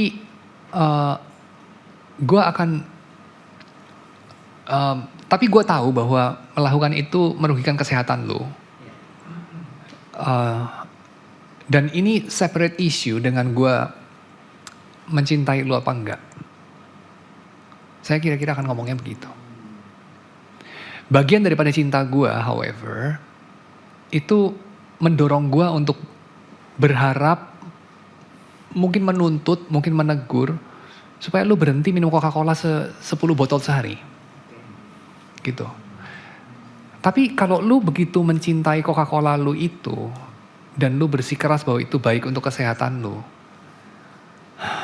bagian dari cinta gue juga bahwa gue akan bersikeras pada posisi gue. Karena gue yakin itu benar. Karena cinta itu berdasarkan kepada kebenaran. Kira-kira gitu. Kalau gitu nggak usah married. Separate issue dalam hal ini. Karena lu bisa married sama orang diabetes. Tapi lu nggak bisa married sama, let's say, cewek lesbi, padahal lu straight. Misalnya gitu. Jadi tergantung, lihat isunya.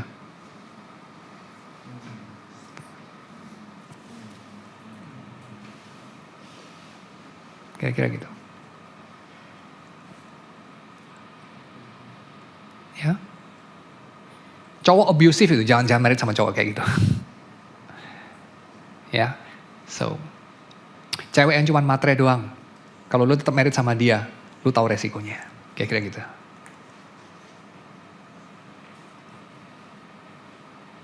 Cowok yang cuma married sama lu karena lu cakep, lu tahu resikonya. Sangat tidak dianjurkan. Sama kayak kalau saya bilang, nikah beda agama boleh nggak Pak? Lu tahu resikonya. Sangat tidak dianjurkan. Lu tetap nekat, ya gue siapa? Pak Lurah juga bukan. What can I say? Kayak gitu. Ya, itu kira-kira.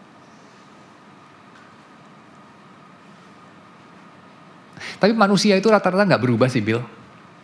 Itu kira-kira. Manusia itu nggak berubah. Jadi orang yang abusive ya, kalau dia berubah miracle. Kalau dia nggak berubah, ya memang begitu. Itulah hidup. Orang yang suka bohong, ya dia akan battling that demon. Lanjutkan tadi yang Bapak bilang yang tentang apa kalau orang yang abusive itu dia tiba-tiba berubah miracle, orang yang gitu-gitu terus yang nggak bertobat ya what's life. Jadi apakah seakan-akan Tuhan kayak sudah membiarkan orang yang seperti itu tuh kayak seperti pada Roma 1 ayat 24 meskipun konteks itu tentang seksualitas ya. Apakah seakan Tuhan sudah membiarkan kayak tanda kutip give up dengan orang seperti itu? Oh iya. Kayak Tuhan ini orang udah pasti dia udah masuk neraka, udah ngapain? Maksudnya kayak dia udah kasih, maksudnya kita mesti kasih penjelasan supaya salah paham ya. Karena gini ada seorang, jadi orang ini dia tuh sudah sejak kecil memang nggak benar orangnya, nggak udah berantem, orangnya udah bagi kehidupan yang tidak beres lah dari sejak kecilnya.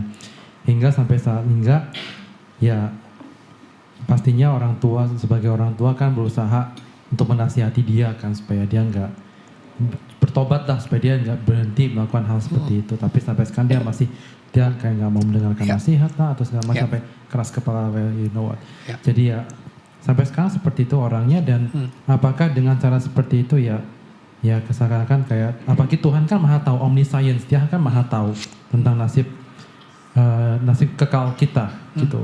Jadi apakah orang tersebut ya bisa dipastikan dia sudah dikondem sejak awal, sudah dikondem seperti Yudas Iskariot. Oke, saya kira mesti lihat kasusnya ya. Kasus dalam Roma 1 itu untuk orang tidak percaya. Gitu. Memang orangnya nggak percaya. Iya, tapi orang tidak percaya bisa menjadi orang percaya. Ini kan kasus yang sering terjadi ya. So kita tidak boleh menghakimi sebelum waktunya, dan penghakiman juga haknya Tuhan bukan kita. So ya bukan bagian kita untuk seal off dia punya nasib gitu. Wah ini sudah dibuang sama Tuhan selamanya gitu. Wah ini masih hidup kok orangnya. Nah Pak Tong memang ada Pak Tong sendiri juga menyebut orang ini dibuang Tuhan kalau dia sebetulnya dia mess up dalam pelayanan apa. Maksudnya bukan pelayanan kayak pelayanan mimbar, kayak contohnya ke dalam kependetaan lah gitu. Saya mendengar sendiri suatu tempat kayak di Speak atau di NRT situ ketika kayak Pak Tom berkata Tuhan membuang, kalau dibuang Tuhan itu sudah dibuang Tuhan gitu. Ya saya kira itu kita tidak bisa memastikan nasib seseorang apalagi dia belum mati. Kita nggak bisa pastikan lah. Tapi kalau kita katakan Tuhan tidak puas, Tuhan marah, Tuhan tidak berkenan kepada dia sekarang. Bangsa Israel itu kan juga dulu dibuang sama Tuhan. Tapi kemudian dikembalikan ke Kanaan. Dikembalikan ke Sion, ke Yerusalem. Kan itu aja. Jadi dibuang ya dibuang lah. Tapi bisa dipanggil kembali. Itu mah mungkin. Ya, dibuang dalam pengertian Tuhan menghakimi ya. Mungkin iya dong. Ya, dalam dosa orang bisa dibuang. Ya iya bisa. Tapi untuk diterima kembali kan bisa juga. Tapi bisa juga selamanya, ada juga ya kan. Nah, seperti itulah kira-kira tanggapan saya.